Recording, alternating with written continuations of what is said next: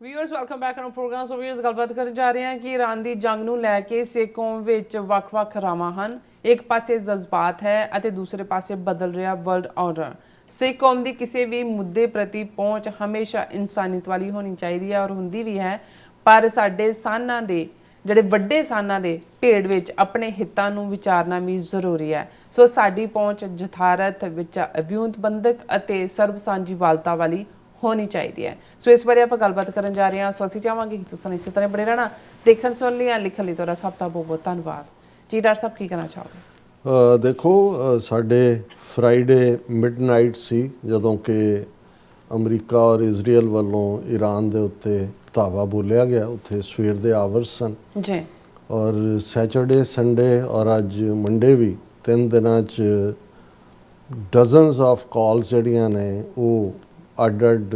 ਇਲਾਕਿਆਂ ਤੋਂ, ਅੱਡ-ਅੱਡ ਜਥੇਬੰਦੀਆਂ ਤੋਂ, ਅੱਡ-ਅੱਡ ਨੁਮਾਇੰਦਿਆਂ ਤੋਂ ਔਰ ਸਾਡੇ ਬਹੁਤ ਸਾਰੇ ਵਿਊਅਰਸ ਦੀਆਂ ਵੀ ਆਈਆਂ,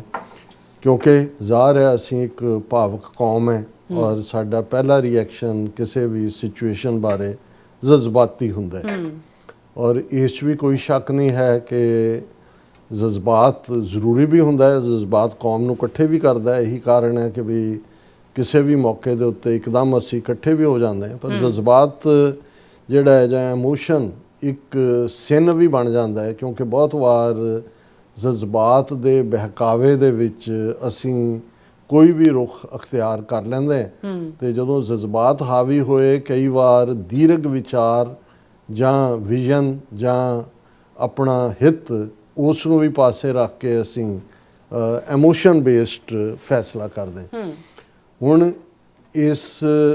ਸਮੱਸਿਆ ਦਾ ਜਿਹੜਾ ਇੱਕ ਪਾਸੇ ਅਸੀਂ ਅੱਜ ਸਾਡੇ ਸਾਰੇ ਆਲਮੋਸਟ ਸੈਗਮੈਂਟ ਹੀ ਇਸ ਦੇ ਉੱਤੇ ਪਹਿਲੇ ਰਹੇ ਨੇ ਕਿ ਇਜ਼ਰਾਈਲ ਦੇ ਹਿੱਤ ਕਿਵੇਂ ਨੇ, ਜਿਹਦੇ 'ਚ ਕਿ ਅਮਰੀਕਾ ਆਲਮੋਸਟ ਟਰੰਪ ਸ਼ਾਇਦ ਨਾ ਚਾਹੁੰਦਿਆਂ ਹੋਇਆਂ ਵੀ ਉਸ ਦੇ ਵਿੱਚ ਡਰੈਗ ਹੋਏ ਨੇ। ਇਹਦੇ 'ਚ ਵੀ ਕੋਈ ਦੋ ਰਾਵਾਂ ਨਹੀਂ ਨੇ ਕਿ ਜਦੋਂ ਈਰਾਨ ਦਾ ਔਰ ਦੂਸਰਾ ਜ਼ਿਕਰ ਹੁੰਦਾ ਹੈ ਤੇ ਸਾਡੇ ਸਾਹਮਣੇ ਵੀ ਜਦੋਂ ਅਸੀਂ ਸਾਂਝਾਂ ਦੀ ਗੱਲ ਕਰਦੇ ਹਾਂ, ਹਾਲਾਂ ਮੈਨੂੰ ਨਹੀਂ ਲੱਗਦਾ ਵੀ ਈਰਾਨ ਜਿਹੜਾ ਮੌਜੂਦਾ ਬਾਉਂਡਰੀ ਹੈ ਉਸ ਦੇ ਵਿੱਚ ਕੋਈ ਇਤਿਹਾਸਕ ਗੁਰਦੁਆਰਾ ਹੈ, ਪਰ ਇਹਦੇ 'ਚ ਕੋਈ ਸ਼ੱਕ ਨਹੀਂ ਹੈ ਕਿ ਤਹਿਰਾਨ ਦੇ ਵਿੱਚ ਜਿਹੜਾ ਇੱਕ ਗੁਰਦੁਆਰਾ ਜਿਹੜਾ ਬਹੁਤ ਖੂਬਸੂਰਤ ਵੀ ਹੈ ਔਰ ਜਿਸ ਦੇ ਉੱਤੇ ਨਿਸ਼ਾਨ ਸਾਹਿਬ ਵੀ ਝੂਲਦਾ ਹੈ। ਔਰ ਇੱਕ ਸਾਬਕਾ ਇੰਡੀਆ ਦਾ ਐਂਬੈਸਡਰ ਇਹ ਜ਼ਿਕਰ ਕਰ ਰਿਹਾ ਸੀ ਕੱਲ੍ਹ ਸੋਸ਼ਲ ਮੀਡੀਆ 'ਤੇ ਕਿ ਖਾਲਸੇ ਦਾ ਝੰਡਾ ਝੂਲਦਾ ਹੈ, ਕਿ ਵੀ ਟੋਲਰੈਂਟ ਰਹੇ ਨੇ ਉਹ ਦੂਸਰੇ। ਔਰ ਉਸ ਦੇ ਉੱਤੇ ਪ੍ਰੋਫੈਸਰ ਹਰਪਾਲ ਸਿੰਘ ਪੰਨੂ ਪੰਜਾਬੀ ਯੂਨੀਵਰਸਿਟੀ ਦੇ, ਉਹਨਾਂ ਨੇ ਉਸ ਦੀ ਹਿਸਟਰੀ ਵੀ ਬਿਆਨੀ ਹੋਈ ਹੈ, ਕਿਉਂਕਿ ਉਹ ਵਿਜ਼ਿਟਿੰਗ ਪ੍ਰੋਫੈਸਰ ਵੀ ਰਹੇ ਨੇ, ਹੁਣ ਵੀ ਹੋਣੇ ਨੇ ਤਹਿਰਾਨ ਯੂਨੀਵਰਸਿਟੀ ਦੇ। ਔਰ ਉਹਨਾਂ ਦਾ ਜਿਹੜਾ ਪਾਰਟ ਹੈ ਉਹ ਪਟਿਆਲਾ ਪੰਜਾਬੀ ਯੂਨੀਵਰਸਿਟੀ ਵੀ ਉਹਨਾਂ ਦਾ ਫਾਰਸੀ ਦਾ ਡਿਪਾਰਟਮੈਂਟ ਹੈ ਜਾਂ ਉਹਨਾਂ ਦਾ ਕੋਈ ਪ੍ਰੋਫੈਸਰ ਹੈ। ਹੁਣ ਸਰ ਕਪੂਰ ਸਿੰਘ ਜਿਨ੍ਹਾਂ ਦਾ ਅੱਜ ਜਨਮ ਦਿਨ ਹੈ, ਬਹੁਤ ਵੱਡੇ ਸਕਾਲਰ ਸੀ, ਅਰਬੀ ਦੇ, ਫਾਰਸੀ ਦੇ, ਸੰਸਕ੍ਰਿਤ ਦੇ, ਅੰਗਰੇਜ਼ੀ ਦੇ। ਔਰ ਉਹਨਾਂ ਨੇ ਇੱਕ ਜ਼ਮਾਨੇ ਦੇ ਵਿੱਚ ਸ਼੍ਰੋਮਣੀ ਕਮੇਟੀ ਨੂੰ ਇਹ ਲਿਖਿਆ ਸੀ ਜਦੋਂ ਕਿ ਪੰਜਾਬੀ ਸੂਬਾ ਐਜੀਟੇਸ਼ਨ ਵੀ ਚੱਲ ਰਹੀ ਸੀ, ਔਰ ਦੂਸਰਾ ਕਿ ਫਾਰਸੀ ਦੇ ਨਾਲ ਸਾਡਾ ਜਿਹੜਾ ਉਹ ਇੱਕ ਖਾਸ ਸੰਬੰਧ ਜੁੜਦਾ ਹੈ। ਸਿੱਖ ਰਾਜ ਦੇ ਵੇਲੇ ਵੀ ਜਿਹੜੀ ਆਫੀਸ਼ੀਅਲ ਲੈਂਗੁਏਜ ਸੀ ਸਰਕਾਰੇ ਖਾਲਸਾ ਜੀ ਉਹਦੀ ਉਹ ਫਾਰਸੀ ਸੀ। ਔਰ ਉਹਨਾਂ ਨੇ ਸ਼੍ਰੋਮਣੀ ਕਮੇਟੀ ਨੂੰ ਕਿਹਾ ਸੀ ਕਿ ਵੀ ਤੁਸੀਂ ਅੰਗਰੇਜ਼ੀ ਜ਼ਬਾਨ ਪੰਜਾਬੀ ਔਰ ਅੰਗਰੇਜ਼ੀ ਕਮਿਊਨੀਕੇਸ਼ਨ ਦੀ ਰੱਖੀ ਹੋਈ, ਉਹਦੇ ਨਾਲ ਫਾਰਸੀ ਨੂੰ ਵੀ ਰੱਖੋ। ਹਾਲਾਂ ਸ਼੍ਰੋਮਣੀ ਕਮੇਟੀ ਨਾ ਚੱਜ ਦੀ ਪੰਜਾਬੀ ਲਿਖਣ ਨਾ ਅੰਗਰੇਜ਼ੀ ਲਿਖਣ, ਫਾਰਸੀ ਦਾ ਕੀ ਲਿਖਣੇ ਸੀ। ਇਹ ਮੈਂ ਇਸ ਲਈ ਕੋਟ ਕਰ ਰਿਹਾ ਕਿ ਸਰ ਸਾਹਿਬ ਜਿਹੜੇ ਨੇ ਉਹ ਇਹ ਸਮਝਦੇ ਸੀ ਕਿ ਵੀ ਇੱਕ 7 ਸਮੁੰਦਰ ਪਾਰ ਦਾ ਤੁਹਾਡਾ ਨੇਬਰ ਹੈ, ਨੇਬਰ ਨਹੀਂ ਹੈ ਜਿਹੜਾ ਤੁਹਾਡਾ ਸਹਾਇਕ ਹੈ, ਇੱਕ ਤੁਹਾਡੇ ਗੁਆਂਢ 'ਚ ਹੈ। ਔਰ ਤੁਹਾਨੂੰ ਇਸ ਦੇ ਲਈ ਜਿਹੜੀ ਹੈ ਜਦੋਂ ਅਸੀਂ ਸਾਂਝਾਂ ਦੀ ਗੱਲ ਵੀ ਕਰਦੇ ਹਾਂ ਜਾਂ ਕਲਚਰਲ ਦੀ ਵੀ ਗੱਲ ਕਰਦੇ ਹਾਂ, ਫਿਰ ਇਹ ਵੀ ਹਿਸਟਰੀ ਦੇ ਹੁਣ ਈਰਾਨ ਜਿਹੜਾ ਇਸ ਫਾਰਮ ਦੇ ਵਿੱਚ ਆਇਆ। ਔਰ ਇਸ ਗੱਲ ਦਾ ਵੀ ਧਿਆਨ ਰਹੇ ਕਿ ਸੈਕੰਡ ਵਰਲਡ ਵਾਰ ਵੇਲੇ ਈਰਾਨ ਨੇ ਆਪਣੇ ਆਪ ਨੂੰ ਨਿਊਟਰਲ ਕੰਟਰੀ ਡਿਕਲੇਅਰ ਕੀਤਾ ਸੀ। ਹਾਲਾਂ ਉਹਨਾਂ ਦਾ ਤੇਲ ਨਿਕਲਣ ਤੋਂ ਬਾਅਦ ਜਿਹੜਾ ਉਹ ਪਹਿਲੇ ਪੀਰੀਅਡ 'ਚ ਬ੍ਰਿਟਿਸ਼ ਵੀ ਉਹਦੇ 'ਤੇ ਹਾਵੀ ਹੋਏ, ਦੂਜੇ ਵੀ ਹੋਏ। 1953 'ਚ ਚੇਂਜ ਹੋਈ, ਡਾਕਟਰ ਮੁਸੱਦਕ ਆਏ, ਵਾਪਸ ਗਲਬਾ ਹੋਇਆ, ਸ਼ਾਹ ਆਫ ਈਰਾਨ ਆ ਗਿਆ। ਔਰ ਦੂਸਰਾ ਔਰ 1979 ਦੇ ਵਿੱਚ ਤਬਦੀਲੀ ਹੋਈ ਆਇਤੁੱਲਾ ਖਮੀਨੀ ਦੇ ਥੱਲੇ। ਹੁਣ ਜਿਸ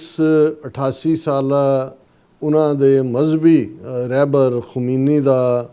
ਦੀ ਮੌਤ ਹੋਈ ਹੈ ਜਾਂ ਉਹਨਾਂ ਦੀ ਸ਼ਹੀਦੀ ਹੋਈ ਹੈ, ਸ਼ਹੀਦ ਲਫ਼ਜ਼ ਇਨਫੈਕਟ ਸਿੱਖ ਵੋਕੈਬਲਰੀ ਦੇ ਵਿੱਚ ਵੀ ਇਸਲਾਮ 'ਚੋਂ ਹੀ ਆਇਆ ਹੈ। ਔਰ ਜਿਹੜਾ ਲਾਸਟ ਮੈਸੇਜ ਵੀ ਖਮੀਨੀ ਨੇ ਦਿੱਤਾ ਔਰ ਉਹਨਾਂ ਦੇ ਪੋਸਟ ਵੀ ਕੀਤਾ, ਉਹਦੇ ਜਦੋਂ ਉਹਨਾਂ ਨੇ ਕਿਹਾ ਕਿ ਵੀ ਉਹਨੂੰ ਮਾਰ ਦੇਣਾ ਹੈ ਜਾਂ ਦੂਜਾ, ਉਹਨੇ ਕਿਹਾ ਵੀ ਰਮਜ਼ਾਨ ਦਾ ਮਹੀਨਾ ਹੈ, ਸ਼ਹਾਦਤ ਤੋਂ ਵੱਡਾ ਮੈਂ 88 ਸਾਲਾਂ ਦਾ ਹੋਰ ਮੈਂ ਕਿੰਨੀ ਕੁ ਹੈ, ਇਸ ਤੋਂ ਵੱਡਾ ਰੁਤਬਾ ਕੀ ਹੋ ਸਕਦਾ ਹੈ। ਸੋ ਇਹਦੇ 'ਚ ਵੀ ਕੋਈ ਸ਼ੱਕ ਨਹੀਂ ਕਿ ਜਿਉਂ ਹੀ ਇਹ ਖਬਰ ਆਈ, ਬਹੁਤ ਸਾਰੇ ਸੋਸ਼ਲ ਮੀਡੀਆ ਦੇ ਉੱਤੇ ਸਾਡੇ ਵੀਰਾਂ ਨੇ, ਕਿਸੇ ਨੇ ਸੰਤ ਪਿੰਡਾਂ ਵਾਲਿਆਂ ਦੇ ਨਾਲ ਤਸ਼ਬੀਹ ਦਿੱਤੀ, ਤਾਰੀਫ ਕੀਤੀ ਉਹਨਾਂ ਦੇ ਮਜ਼ਹਬੀ ਆਗੂ ਹੋਣ ਦੀ ਜਾਂ ਦੂਸਰੀ।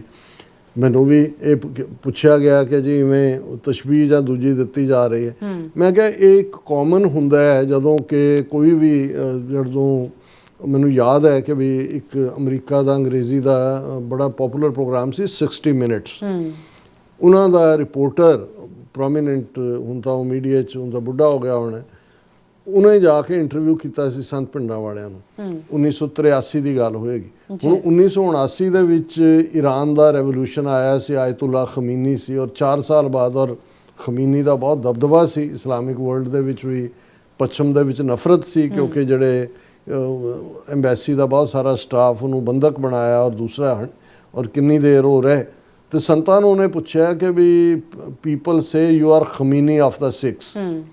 ਤੇ ਤੁਹਾਡਾ ਕੀ ਕਹਿਣਾ ਇਹਦੇ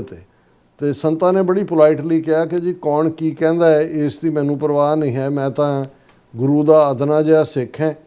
ਔਰ ਅੰਮ੍ਰਿਤ ਛਕਾਣਾ, ਨਸ਼ਿਆਂ ਤੋਂ ਛਡਾਣਾ, ਕੌਮੀ ਗੈਰਤ ਜਗਾਉਣਾ, ਇਹ ਮੇਰਾ ਕੰਮ ਹੈ। ਸੋ ਮਤਲਬ ਇਹ ਹੈ ਕਿ ਵੀ ਇਹ ਇੱਕ ਕੁਦਰਤੀ, ਕਿਉਂਕਿ ਹੁਣ ਵੈਸਟ ਵਾਲਿਆਂ ਦੇ ਦਿਮਾਗ 'ਚ ਤਾਂ ਖਮੀਨੀ ਦਾ ਇੱਕ ਖੌਫ ਵੀ ਸੀ, ਇੱਕ ਰੁਤਬਾ ਵੀ ਸੀ, ਤੇ ਜਿਸ ਤੇਜ਼ੀ ਨਾਲ ਸੰਤਾਂ ਦਾ ਜਿਹੜੀ ਹੈ ਉਹ ਚੜ੍ਹਾਈ ਹੋਈ, ਔਰ ਜਿਵੇਂ ਉਹਨਾਂ ਨੂੰ ਜਿਹੜਾ ਹਿੰਦੂ ਤੋਂ ਵੀ ਮੀਡੀਆ ਉਹ ਨੈਗੇਟਿਵ ਪ੍ਰਚਾਰ ਰਿਹਾ ਸੀ ਇੱਕ ਵਾਇਲੈਂਸ ਦੇ ਤੌਰ ਤੇ, ਕਿਉਂਕਿ ਖਮੀਨੀ ਉਸ ਵੇਲੇ ਇੱਕ, ਔਰ ਉਦੋਂ ਵੀ ਅਮਰੀਕਾ ਦੇ ਵਿੱਚ ਸਿੱਖਾਂ ਦੇ ਖਿਲਾਫ ਖਾਸ ਤੌਰ ਤੇ, ਕਿਉਂਕਿ ਖਮੀਨੀ ਦੇ ਵੀ ਕਾਲੀ ਪੱਗ ਬੰਨ੍ਹੀ ਹੁੰਦੀ ਸੀ, ਕਾਲੀ ਪੱਗਾਂ ਬੰਨ੍ਹਣੀ ਇੱਥੇ ਛਡਾਤੀ ਸੀ ਲੋਕਾਂ ਦੇ, ਕਿਉਂਕਿ ਉਹਨਾਂ ਦੇ ਉੱਤੇ ਉਹ ਬਹੁਤਿਆਂ ਨੂੰ ਅਮਰੀਕਨਾਂ ਨੂੰ ਵੀ ਪਤਾ ਨਹੀਂ ਹੁੰਦਾ ਇਹ ਬਹਾਨੇ ਇਰਾਨੀ ਨੇ। ਸੋ ਇਵੇਂ ਹੀ ਦੇਖੋ, ਇਹਦੇ 'ਚ ਤਾਂ ਕੋਈ ਸ਼ੱਕ ਨਹੀਂ ਹੈ ਕਿ ਲਗਭਗ 39 ਸਾਲ ਜਿਸ ਖਮੀਨੀ ਦਾ ਵਾਇਲੈਂਟ ਐਂਡ ਇਜ਼ਰਾਈਲ ਨੇ ਕੀਤਾ, ਉਹਨੇ ਲੀਡ ਕੀਤਾ ਆਇਤੁੱਲਾ ਖਮੀਨੀ ਤੋਂ ਬਾਅਦ, ਔਰ 39 ਸਾਲਾਂ 'ਚੋਂ ਈਰਾਨ ਤੋਂ ਬਾਹਰ ਨਹੀਂ ਗਿਆ। ਔਰ ਬਹੁਤ ਘੱਟ ਲੋਕਾਂ ਨੂੰ ਪਤਾ ਹੈ ਕਿ ਵੀ ਇਕੱਲਾ ਉਹ ਆਪਣਾ ਜੋ ਉਹਨਾਂ ਦਾ ਮਜ਼ਹਬੀ ਫੇਥ ਹੈ ਜਾਂ ਉਹਨਾਂ ਦਾ ਜੋ ਵੀ ਉਹਨਾਂ ਦਾ ਦਸਤੂਰ ਹੈ, ਅਸੀਂ ਉਸ 'ਤੇ ਟਿੱਪਣੀ ਨਹੀਂ ਕਰਦੇ ਠੀਕ ਜਾਂ ਗਲਤ, ਉਹ ਜਿਹੜਾ ਸ਼ੀਆ ਇਸਲਾਮ ਜਾਂ ਉਹਨਾਂ ਦੀ ਇੱਕ ਆਪਣੀ ਇੰਟਰਪ੍ਰੀਟੇਸ਼ਨ ਹੈ। ਪਰ ਇਹਦੇ 'ਚ ਕੋਈ ਸ਼ੱਕ ਨਹੀਂ ਹੈ ਕਿ ਇਹ ਜਿਹੜੇ ਵੀ ਉਹਨਾਂ ਦੇ ਸਕਾਲਰ, ਹੁਣ ਉਹਦਾ ਸ਼ਹੀਦ ਹੋਇਆ, ਅਗਲਾ ਕਿਹਨੂੰ ਬਣਾਉਣਾ, ਉਹਨੇ ਪਹਿਲਾਂ ਹੀ 3-4 ਦੀ ਲਿਸਟ ਦਿੱਤੀ ਹੋਈ ਹੈ, ਔਰ ਉਹਦੇ 'ਚ ਉਹਨਾਂ ਦੀ ਜਿਹੜੀ ਜਮਾਤ ਹੈ, ਪੂਰੀ ਮਜਲਿਸ ਉਹ ਬੈਠੇਗੀ ਜਿਹੜੀ ਉਹਨਾਂ ਦੀ ਸਕਾਲਰਸ ਦੀ ਹੈ। ਔਰ ਇਹ ਸਾਡੇ ਲਈ ਵੀ ਸਮਝਣ ਵਾਲੀ ਗੱਲ ਹੈ ਕਿ ਵੀ ਇਵੇਂ ਨਹੀਂ ਹੁੰਦਾ ਕਿ ਵੀ ਕਿਹੜਾ ਬਾਦਲਾਂ ਦਾ ਲਾਇਲ ਹੈ, ਚੁੱਕ ਕੇ ਤੁਸੀਂ ਲਿਆਂਦਾ, ਇੱਕ ਨੂੰ ਕੱਢਤਾ ਦੂਜੇ ਨੂੰ, ਇਹ ਇੱਕ ਸਾਰੇ ਸਿਸਟਮ 'ਚੋਂ ਗੁਜ਼ਰਨਾ ਪੈਂਦਾ ਹੈ, ਔਰ ਉਹ ਆਲਰੇਡੀ ਜਿਹੜਾ ਉਹਦੇ 'ਚੋਂ ਗੁਜ਼ਰ ਕੇ, ਔਰ ਇਹੀ ਕਾਰਨ ਹੈ ਕਿ ਜੇ ਇੱਕ ਲਾਈਨ ਐਲੀਮੀਨੇਟ ਹੋਈ ਤੇ ਦੂਸਰੀ ਜਿਹੜੀ ਹੈ ਉਹ ਤਿਆਰ ਖੜੀ ਹੈ, ਔਰ ਉਹਦਾ ਆਪਣਾ ਰੁਤਬਾ ਸੀ। ਔਰ ਮੈਨੂੰ ਯਾਦ ਹੈ ਕਿ ਨੈਲਸਨ ਮੰਡੇਲਾ ਜਿਹੜਾ 27 ਸਾਲ ਜਿਹੜਾ ਜੇਲ੍ਹ ਤੋਂ ਬਾਅਦ ਇੱਕ ਬੜੀ ਫਿਗਰ ਦੇ ਤੌਰ ਤੇ ਉੱਭਰਿਆ, ਮੈਂ ਉਦੋਂ ਅਮਰੀਕਾ ਆ ਚੁੱਕਾ ਸੀ।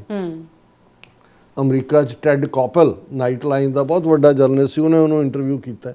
ਨੈਲਸਨ ਮੰਡੇਲਾ ਈਰਾਨ ਗਿਆ, ਤਹਿਰਾਨ, ਆਇਤੁੱਲਾ ਨੂੰ ਮਿਲਿਆ, ਇਹ ਜਿਹੜਾ ਹੁਣ ਸ਼ਹੀਦ ਹੋਇਆ, ਔਰ ਉਹਨੇ ਆਪਣੇ ਐਡਰੈਸ 'ਚ ਕਿਹਾ ਸੀ ਕਿ ਆਇਤੁੱਲਾ ਇਜ਼ ਮਾਈ ਲੀਡਰ। ਸੋ ਮਤਲਬ ਇਹ ਹੈ ਵੀ ਬਹੁਤਿਆਂ ਨੂੰ ਇਹ ਲੱਗਦਾ ਹੈ ਕਿ ਵੀ ਉਹ ਇਸਲਾਮ ਦੇ ਦਾਇਰੇ ਜਾਂ ਦੂਜੇ 'ਚ, ਉਹਨੇ ਅੰਗਰੇਜ਼ੀ ਜ਼ਬਾਨ ਵੀ ਆਉਂਦੀ ਸੀ, 7-8 ਜ਼ਬਾਨਾਂ ਉਹਨੂੰ ਆਉਂਦੀਆਂ ਸੀ, ਵੈਰੀ ਪੋਲਾਈਟ ਮੈਨ ਔਰ ਸਕਾਲਰਲੀ ਮੈਨ, ਔਰ ਉਹ ਅਪਾਰਥਾਈਡ ਹੋਏ, ਅਦਰਵਾਈਜ਼ ਹੋਏ, ਇੰਡੀਆ 'ਚ ਵੀ ਕਸ਼ਮੀਰੀਆਂ ਦੇ ਮੁੱਦੇ 'ਤੇ ਬਹੁਤ ਸਾਰੇ ਜਿਹੜੇ ਹੁਣ ਅਰਬ ਮੁਲਕ ਨੇ ਉਹ ਤਾਂ ਸੱਦ ਕੇ ਮੋਦੀ ਨੂੰ ਹਾਈਐਸਟ ਸਿਵਿਲੀਅਨ ਆਰਡਰ ਜਾਂ ਦੂਜਾ ਦੇ ਰਹੇ ਨੇ, ਲੇਕਿਨ ਕਸ਼ਮੀਰੀਆਂ ਦੇ ਮੁੱਦੇ ਦੇ ਉੱਤੇ ਵੀ ਜਿਹੜੀ ਹੈ ਉਹ ਕਲੀਅਰ ਲਾਈਨ ਰਹੀ ਕਿ ਉਹਨਾਂ ਨੂੰ ਰਾਈਟ ਆਫ ਸੈਲਫ ਡਿਟਰਮੀਨੇਸ਼ਨ। ਸੋ ਖਮੀਨੀ ਦਾ ਜਿਸ ਅੰਦਾਜ਼ ਦੇ ਵਿੱਚ ਉਹਨੇ ਆਪਣੇ ਕੌਜ਼ ਲਈ ਜਾਂ ਆਪਣੀ ਜੋ ਵੀ ਉਹਨਾਂ ਦਾ ਫੇਥ ਹੈ ਜਾਨ ਦਿੱਤੀ, ਉਹਦੇ ਲਈ ਤਾਂ ਇਹ ਸ਼ੇਅਰ ਬਣਦਾ ਹੈ फैज़ अहमद फैज़ का कि जिस धज से कोई मकतल में गया वो शान सलामत रहती है, इस जां की तो कोई बात नहीं, ये जान तो आनी जानी है, बिल्कुल कि जिस शान दे नाल उन्हें शहादत पाई है। और यही कारण है कि ਜਿਹੜਾ ਰਜੀਮ ਚੇਂਜ ਦਾ ਗੋਲ ਸੀ ਉਹ ਜਿਵੇਂ ਲੋਕਾਂ ਨੇ ਰਿਸਪੌਂਡ, ਕੁਦਰਤੀ ਇੱਕ ਹਮਦਰਦੀ ਵੀ ਹੁੰਦੀ ਹੈ ਔਰ ਇਹ ਇੱਕ ਮੁਕਾਮ ਹੈ ਜਿਹਨੂੰ ਅਸੀਂ ਐਡਮਾਇਰ ਕਰਦੇ ਹਾਂ ਕਿ ਜਿਸ ਕਾਜ਼ ਲਈ ਕੋਈ ਖਲੋਤਾ ਹੈ ਉਸ ਦੇ ਲਈ ਉਹਨੇ ਆਪਣੀ ਜਾਨ ਦਿੱਤੀ, ਮੈਦਾਨ ਚੋਂ ਭੱਜੇ ਨੇ। ਹੁਣ ਜੇ ਅਸੀਂ ਆਈਡੀਓਲੋਜੀਕਲੀ ਜਾਂ ਅਦਰਵਾਈਜ਼ ਦੇਖੀਏ ਕਿ ਸਾਡਾ ਇੰਟਰਸਟ ਸਿੱਖ ਨੇਸ਼ਨ ਦਾ ਕਿੱਥੇ ਲਾਈ ਕਰਦਾ ਹੈ, ਪੋਲੀਟੀਕਲੀ ਜਿਹੜੀ ਈਰਾਨ ਦੀ ਪਾਲਿਸੀ ਰਹੀ ਹੈ ਉਹ ਕਾਫੀ ਪ੍ਰੋ ਇੰਡੀਆ ਰਹੀ ਹੈ ਹੁਣ ਤੱਕ। ਔਰ ਇਹੀ ਕਾਰਨ ਹੈ ਕਿ ਵੀ ਜਿਹੜਾ ਕਈ ਵਾਰ ਪਾਕਿਸਤਾਨ ਦੇ ਖਿਲਾਫ ਵੀ ਜਿਹੜਾ ਈਰਾਨ ਔਰ ਪਾਕਿਸਤਾਨ ਦੇ ਸਵੀਟ ਸਾਵਰ ਰਿਲੇਸ਼ਨਸ ਰਹੇ ਨੇ, ਇੰਡੀਆ ਨੂੰ ਚਾਬਹਾਰ ਪੋਰਟ ਤੱਕ ਪਹੁੰਚ ਦੇਣੀ, ਉਹਦੇ 'ਚ ਈਰਾਨ ਦਾ ਆਪਣਾ ਇੰਟਰਸਟ ਸੀ ਕਿ ਵੀ ਉਹਦਾ ਆਇਲ ਵਿਕਦਾ ਹੈ ਜੀ, ਔਰ ਕਰੂਡ ਆਇਲ ਔਰ ਦੂਜਾ ਜਿਹੜਾ ਹੈ ਉਹਨਾਂ ਦੀ ਜਦੋਂ ਸੈਂਕਸ਼ਨਸ ਲੱਗੀਆਂ ਤੇ ਸਰਵਾਈਵਲ ਹੀ ਇਹ ਸੀ ਕਿ ਇੰਡੀਆ ਚਾਈਨਾ ਉਹਨਾਂ ਤੋਂ ਆਇਲ ਖਰੀਦਦੇ ਨੇ। ਹੁਣ ਸਾਡੇ ਇੰਟਰਸਟ, ਅਸੀਂ ਜਦੋਂ ਅਮਰੀਕਾ ਜਾਂ ਵੈਸਟਰਨ ਪਾਵਰਸ ਦੀ ਗੱਲ, ਇਹ ਠੀਕ ਹੈ ਵੀ ਜਿਹੜਾ ਸਾਡਾ ਸਿਸਟਮ ਹੈ ਗੁਰਮਤ ਆਧਾਰਿਤ ਜਾਂ ਅਸੀਂ ਖਾਲਿਸਤਾਨ ਦੇ ਫਿਊਚਰ ਦੇ ਜਿਹੜਾ ਆਇਨ ਜਾਂ ਦਸਤੂਰ ਦੀ ਗੱਲ ਕਰਦੇ ਹਾਂ ਤੇ ਨਾ ਤਾਂ ਅਸੀਂ ਇੱਕ ਕੈਪੀਟਲਿਸਟ ਸੁਸਾਇਟੀ ਸਾਡਾ ਰੋਲ ਮਾਡਲ ਹੈ, ਬਹੁਤ ਸਾਰੇ ਸਾਡੇ ਲਈ ਗੁਣ ਵੈਸਟਰਨ ਡੈਮੋਕ੍ਰੇਸੀਜ਼ ਦੇ ਲੈਣ ਵਾਲੇ ਨੇ, ਖਾਸ ਤੌਰ ਤੇ American first amendment, second amendment ਇਸ ਲੈਵਲ ਦੇ ਉੱਤੇ ਜੀ, ਤੇ ਨਾ ਹੀ ਅਸੀਂ ਉਸ ਕਿਸਮ ਦੀ ਥਿਓਲੋਜੀਕਲ ਸਟੇਟ। ਹੁਣ ਈਰਾਨ ਥਿਓਲੋਜੀ ਸੀ, ਥਿਓਲੋਜੀ ਕਲਰਜੀ ਹੈ, ਕਲਰਜੀ ਹੈਡ ਕਰਕੇ ਰਨ ਕਰਦੀ ਹੈ ਮੁਲਕ ਨੂੰ। ਸੋ ਸਿੱਖੀ ਦੇ ਵਿੱਚ ਵੀ ਜਿਵੇਂ ਇਸਲਾਮ ਦੇ ਵਿੱਚ ਵੀ ਪ੍ਰੀਸਟਲੀ ਕਲਾਸ ਨਹੀਂ ਹੈ, ਸਿੱਖੀ ਦੇ ਵਿੱਚ ਵੀ ਦੇਰ ਇਜ਼ ਨੋ ਆਰਡੇਨਡ ਪ੍ਰੀਸਟਲੀ ਕਲਾਸ। ਸਾਡੇ ਇਹ ਨਹੀਂ ਹੈ ਜਿਹੜੇ ਸਾਡੇ ਜਿਨ੍ਹਾਂ ਨੂੰ ਅਸੀਂ ਸੇਵਾਦਾਰ ਜਾਂ ਜਥੇਦਾਰ ਅੱਜ ਲਫ਼ਜ਼ ਇਸਤੇਮਾਲ ਕਰਦੇ ਹਾਂ ਉਹ ਆਮ ਸਿੱਖਾਂ ਚੋਂ ਨੇ। ਫੈਸਲਾ ਕਰਨ ਦੀ ਗੱਲ ਗੁਰਮਤੇ ਰਾਹੀਂ ਸੰਗਤ ਦੀ ਸੁਪਰਾਮੇਸੀ, ਇਹ ਸਾਰਾ ਪਾਰਟ ਹੈ। ਸੋ ਅਸੀਂ ਖਾਲਿਸਤਾਨ ਕੋਈ ਈਰਾਨ ਜਾਂ ਸਾਊਦੀ ਅਰੇਬੀਆ ਦੀ ਤਰਜ਼ ਦੇ ਉੱਤੇ ਤਾਂ ਅਸੀਂ ਮੁਲਕ ਬਣਾਉਣਾ ਨਹੀਂ ਹੈ ਤੇ ਨਾ ਹੀ ਸਾਨੂੰ ਕੋਈ ਤਵੱਕੋ ਹੈ ਕਿ ਵੀ ਸਾਡੇ ਉਸ ਕਿਸਮ ਦੇ ਗੋਲ ਜਾਂ ਨਿਸ਼ਾਨੇ ਦੇ ਵਿੱਚ ਜਿਹੜਾ ਉਹ ਸਾਡੀ ਈਰਾਨ ਨੇ ਮਦਦ ਕਰਨੀ ਹੈ, ਉਹ ਜਿੱਤ ਜਾਣ ਜਾਂ ਜਿੱਤਣ ਦਾ ਤਾਂ ਕੀ ਚਾਂਸ ਹੁੰਦਾ ਨੇ। ਲੇਕਿਨ ਵੈਸਟਰਨ ਡੈਮੋਕ੍ਰੇਸੀ ਜਿੱਥੇ ਜਦੋਂ ਅਸੀਂ 5 ਮਿਲੀਅਨ ਸਿੱਖ ਡਾਇਸਪੋਰਾ ਦੀ ਗੱਲ ਕਰਦੇ, ਇਹਦੇ 'ਚ ਕੋਈ ਸ਼ੱਕ ਨਹੀਂ ਹੈ ਕਿ ਇਰਾਨੀਅਨ ਰੈਵੋਲੂਸ਼ਨ ਤੋਂ ਪਹਿਲਾਂ ਸਿੱਖ ਤਹਿਰਾਨ ਦੇ ਵਿੱਚ ਵੱਡੀ ਗਿਣਤੀ 'ਚ ਸੀ, ਪਰ ਜਦੋਂ ਇਸਲਾਮਿਕ ਰੈਵੋਲੂਸ਼ਨ ਆਇਆ ਬੇਸ਼ੱਕ ਗੁਰਦੁਆਰਾ ਉੱਥੇ ਕਾਇਮ ਹੈ ਜਾਂ ਦੂਜੇ ਬਹੁਤ ਸਾਰੇ ਜਿਹੜੇ ਨੇ ਉਹ ਦੁਬਈ, ਥਾਈਲੈਂਡ, ਦੂਜੇ ਤੀਜੇ 'ਚ ਮੂਵ ਕੀਤੇ, ਕਿਉਂਕਿ ਕਿਸੇ ਵੀ ਉਸ ਕਿਸਮ ਦੀ ਮਜ਼ਹਬੀ ਡੋਮੀਨੈਂਸ ਜਾਂ ਕਲਰਜੀ ਵਾਲੀ ਸੁਸਾਇਟੀ 'ਚ ਸਾਡੀ ਸਰਵਾਈਵਲ ਨਹੀਂ ਹੈ। ਅਸੀਂ ਤਾਂ ਆ ਕੇ ਫਿਰ ਵੈਸਟਰਨ ਮੁਲਕਾਂ ਦੇ ਵਿੱਚ ਹੀ, ਭਾਵੇਂ ਉਹ ਯੂਰਪ ਹੈ ਜਾਂ ਅਮਰੀਕਾ ਹੈ ਜਾਂ ਕੈਨੇਡਾ, ਉਹਨਾਂ ਦੇ ਵਿੱਚ ਹੀ ਸੈਟਲ ਹੋਏ ਹੈ। ਸੋ ਸਾਡੇ ਲਈ ਬਹੁਤ ਸਾਰੀਆਂ ਚੀਜ਼ਾਂ ਇਹਨਾਂ ਮੁਲਕਾਂ ਦੀਆਂ ਵੀ ਨੇ। ਔਰ ਜੇ ਅਸੀਂ ਅਦਰਵਾਈਜ਼ ਦੇਖੀਏ ਕਿ ਵੀ ਇੰਡੀਆ ਕਿਸ ਸਾਈਡ ਤੇ ਪਲੇ ਕਰ ਰਿਹਾ ਹੈ, ਹੁਣ ਜੇ ਇੰਡੀਆ ਜਾ ਕੇ ਨਾਜ਼ੀ ਇਜ਼ਰਾਈਲ ਦੇ ਨਾਲ ਰਲਿਆ ਹੋਇਆ ਹੈ, ਨਿਓ ਨਾਜ਼ੀਜ਼ ਦੇ ਨਾਲ, ਤਾਂ ਜ਼ਾਹਰ ਹੈ ਵੀ ਸਾਨੂੰ ਇਸ ਗੱਲ ਦਾ ਵੀ ਧਿਆਨ ਰੱਖਣਾ ਪਏਗਾ ਕਿ ਵੀ ਸਾਡੇ ਇੰਟਰਸਟ ਕਿੱਥੇ ਲਾਈ ਕਰਨਗੇ। ਸੋ ਅਸੀਂ ਜਿਵੇਂ ਤੁਸੀਂ ਬਿਲਕੁਲ ਠੀਕ ਕਿਹਾ ਕਿ ਵੀ, ਔਰ ਕਿਸੇ ਇੱਕ ਵੀਰ ਨੇ ਮੈਨੂੰ ਲਿਖਿਆ ਕਿ we don't have any dog in the fight, ਕਿ ਇਹ ਸਾਨਾ ਦਾ ਭੇਡ ਹੈ, ਸਾਨਾ ਦੇ ਭੇਡ 'ਚ ਪੋਲਰਾਈਜੇਸ਼ਨ ਹੁੰਦੀ ਹੈ। ਰਸ਼ੀਆ ਚਾਈਨਾ ਜਿਹੜੇ ਨੇ ਇਸ ਵੇਲੇ ਸਾਇਲੈਂਟ ਸਪੋਰਟ ਦੇ ਉੱਤੇ ਨੇ, ਰਸ਼ੀਆ ਦੇ ਨਾਲ ਈਰਾਨ ਦੇ ਸੰਬੰਧ ਬਿਹਤਰ ਨੇ ਔਰ ਬਹੁਤ ਸਾਰੀ ਟੈਕਨੋਲੋਜੀ ਰਸ਼ੀਆ ਔਰ ਚਾਈਨਾ ਨੇ ਸਪਲਾਈ ਕੀਤੀ ਹੈ। ਰਸ਼ੀਆ ਖੁਦ ਵਾਇਲੇਟ ਉਹਨੇ ਕੀਤੀ ਹੈ ਯੂਕਰੇਨ ਦੀ ਸੋਵਰਨਿਟੀ, ਉਸ ਦੇ ਉੱਤੇ ਲਗਾਤਾਰ 4 ਸਾਲ ਹੋ ਗਏ ਨੇ, ਖੂਨ ਖਰਾਬਾ ਬਰਾਬਰ ਜਾਰੀ ਹੈ। ਸੋ ਇਸ ਸਾਰੇ ਦੇ ਵਿੱਚ ਸਾਡੇ ਲਈ ਪੋਲੀਟੀਕਲ, ਹਾਂ ਜਿੱਥੇ ਬੇਗੁਨਾਹ ਮਾਰੇ ਜਾਂਦੇ ਨੇ, ਉਹ ਜਿਵੇਂ ਗੁਰੂ ਨਾਨਕ ਪਾਤਸ਼ਾਹ ਨੇ ਜਿਹੜਾ ਇਤੀ ਮਾਰ ਪਈ ਕੁਰਲਾਣੇ ਤੈਂਕੀ ਦਰਦ ਨੇ, ਸਾਡੀ ਖਾਲਕ ਖਲਕ ਖਲਕ ਮੈਂ ਖਾਲਕ ਪੂਰੇ ਹੋ ਸਭ ਥਾਈਂ। ਲੇਕਿਨ ਪੋਲੀਟੀਕਲੀ ਅਸੀਂ ਕਿਸੇ ਵੀ ਖੈਮੇ ਦੇ ਵਿੱਚ ਜਿਹੜਾ ਵੈਸੇ ਵੀ ਸਾਡੀ ਹੋਂਦ ਵੀ ਨਹੀਂ ਹੈ, ਅਸੀਂ ਐਜ਼ ਏ ਨੇਸ਼ਨ ਅਸੀਂ ਸਟਰਗਲ ਕਰ ਰਹੇ ਹਾਂ ਔਰ ਅਸੀਂ ਜਦੋਂ ਤਵੱਕੋ ਵੀ ਕਰ, ਪਰ ਅਸੀਂ ਕਿਸੇ ਦੇ ਪਿਛਲੱਗ ਵੀ ਨਹੀਂ ਹੈ। ਔਰ ਇਹ ਵੀ ਨਹੀਂ ਹੋਣਾ ਚਾਹੀਦਾ ਕਿ ਭਾਈ ਅਸੀਂ ਅੱਖਾਂ ਬੰਦ ਕਰਕੇ ਜਿਹੜਾ ਕਿਸੇ ਵੀ ਐਸੀ ਜਿਹੜੀ ਧਿਰ ਦੇ ਨਾਲ ਲੱਗ ਜਾਈਏ ਮੁੜ ਕੇ, ਜਿਹਨੇ ਹੁਣ ਕੈਨੇਡਾ ਨੇ ਸਾਡੇ ਨਾਲ ਕੀ ਕੀਤਾ ਇਨ ਦਾ ਐਂਡ, ਕੈਨੇਡੀਅਨ ਪ੍ਰਾਈਮ ਮਿਨਿਸਟਰ ਔਰ ਜਾ ਕੇ ਉਹਦੇ ਪੈਰਾਂ 'ਚ ਬੈਠਾ ਔਰ ਉੱਥੇ ਜਦੋਂ ਹੁਣ ਪ੍ਰੈਸ ਕਾਨਫਰੰਸ ਕਰਨੀ ਸੀ ਉਦੋਂ ਤੋਂ ਵੀ ਦੌੜ ਗਿਆ ਮਾਰ ਕਾਰਨੀ। ਸੋ ਕੁੱਲ ਮਿਲਾ ਕੇ ਮੈਂ ਸਮਝਦਾ ਵੀ ਸਾਡੇ ਲਈ ਜਿਹੜੇ ਨੇ ਆਪਣੇ ਹਿੱਤ ਸਾਹਮਣੇ ਨੇ ਔਰ ਉਹਦੇ 'ਚ ਅਸੀਂ ਕੋਈ ਧਿਰ ਨਹੀਂ ਹੈ। ਲੇਕਿਨ ਇਨਸਾਨੀ ਪੱਧਰ ਤੇ ਔਰ ਆਲਰੇਡੀ ਜਿਹੜੀਆਂ ਕੁਝ ਫੋਟੋਆਂ ਉਹਦੇ 'ਚ ਸੋਸ਼ਲ ਮੀਡੀਆ ਤੇ ਘੁੰਮ ਰਹੀਆਂ ਨੇ, ਸਿੰਘ ਪਹੁੰਚ ਗਏ ਨੇ ਤਹਿਰਾਨ ਔਰ ਦੂਸਰੇ ਲੰਗਰ ਔਰ ਦੂਸਰੇ ਲਾਉਣ ਲਈ ਲੋਕਾਂ ਦੀ ਸੇਵਾ ਦੇ ਲਈ। ਸੋ ਸਾਡਾ ਜਿਹੜਾ ਰੋਲ ਹੈ ਉਹ ਇਸ ਲੈਵਲ ਦੇ ਉੱਤੇ ਹੀ ਹੋਏਗਾ। ਔਰ ਵੈਸੇ ਵੀ ਜਦੋਂ ਅਸੀਂ ਈਰਾਨ ਦੇ ਹਵਾਲੇ ਨਾਲ, ਮੇਰਾ ਵੀ ਕਿਤੇ ਨਾ ਕਿਤੇ ਜਦੋਂ ਤੁਸੀਂ ਸਕਾਲਰਲੀ ਪਾਰਟ ਦੇਖਦੇ ਹੋ ਉਹ ਕਹਾਣੀ ਜਿਹੜੀ ਹੈ, ਹੁਣ ਜਦੋਂ ਫਿਰਦੌਸ ਜੰਨਤ ਦੀ ਗੱਲ ਹੁੰਦੀ ਹੈ ਤੇ ਫਿਰਦੌਸੀ ਜਿਹੜਾ 1000 ਈਸਵੀ ਦੇ ਵਿੱਚ ਹੋਇਆ, ਜਦੋਂ ਸਰ ਕਪੂਰ ਸਿੰਘ ਹੋਰਾਂ ਨੇ ਆਪਣੀ ਸਾਚੀ ਸਾਖੀ ਲਿਖੀ ਤੇ ਉਹਨਾਂ ਨੇ ਇਹ ਜਿਹੜਾ ਉਹਨਾਂ ਦੀ ਕੋਟ ਹੈ ਸਾਚੀ ਸਾਖੀ ਦੀ, ਉਹਨਾਂ ਨੇ ਕਿਹਾ ਕਿ ਫਿਰਦੌਸੀ 1020 ਸੰਮਤ 'ਚ ਹੋਇਆ ਨੇ ਆਪਣੇ ਮਹਾਨ ਗ੍ਰੰਥ ਸ਼ਾਹਨਾਮਾ, ਜਿਹਦੇ ਪਤਾ ਨਹੀਂ ਕਿੰਨੇ ਹਜ਼ਾਰ ਸ਼ੇਅਰ ਨੇ, ਸ਼ਾਹਨਾਮਾ ਬਾਬਤ ਕਿਹਾ ਸੀ ਕਿ ਮੈਂ ਇਸ ਗ੍ਰੰਥ ਨੂੰ ਸੰਪੂਰਨ ਕਰਨ ਲਈ 30 ਸਾਲ ਬੜੇ ਦੁੱਖ ਤੇ ਕਠਿਨਾਈਆਂ ਝੱਲੀਆਂ, ਪਰ ਮੈਂ ਆਪਣੇ ਦੇਸ਼ ਤੇ ਪੂਰਵਜਾਂ ਦੀ ਪੁਰਾਤਨ ਬੋਲੀ ਅਤੇ ਕਾਰਨਾਮੇ ਉਜਾਗਰ ਕਰ ਦਿੱਤੇ ਹਨ। ਉਹਨਾਂ ਨੇ ਫਿਰ ਇਹ ਕਿਹਾ ਕਿ ਜੋ ਮੈਂ ਲਿਖ ਰਿਹਾ